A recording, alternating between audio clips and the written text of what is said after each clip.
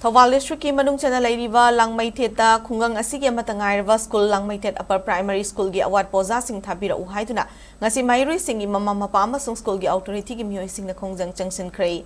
Khongjang adu saruk yakiba school asigi SMDC gi member maibam ibom chana phongdokhibada school asi hauze class 1 digi 8 fawba leiduna upper primary gi thakta upgrade tawkhrabani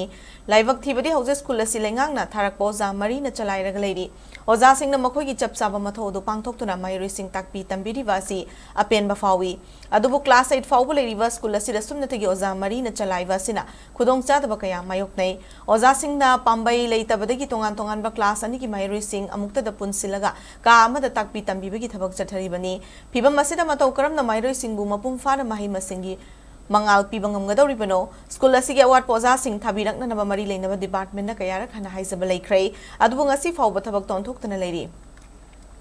lakadoribano ba session asi haudringi mamangda Awatpa oza sing athubada tharakadabani haina ibom chana mari leinaba department gi pukning chingshinke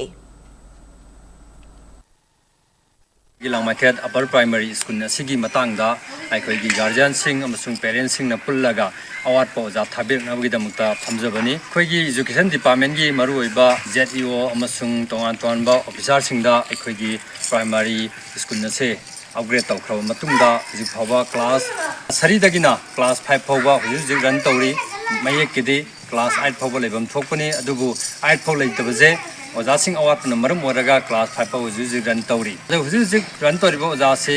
oza taruk taret na fajana takpi bam thokpani adubu school asida sumna tangi oza mari khakna class 5 phawba se jengchinna lei aduki matik oza sing Awatpa lei aduna mari lainaba education gi department gi leader singna Langmaithet Upper Primary School gi Awatpa oza sing se athu matam Thabirak naba kayara khan hajakre aduga amuka jining jari madudi 2026 asigi anoba session hawbunanga ba Awatpa oza sing se thabiyu haiduna parents sing amasung guardian sing gi mafamdagi hajari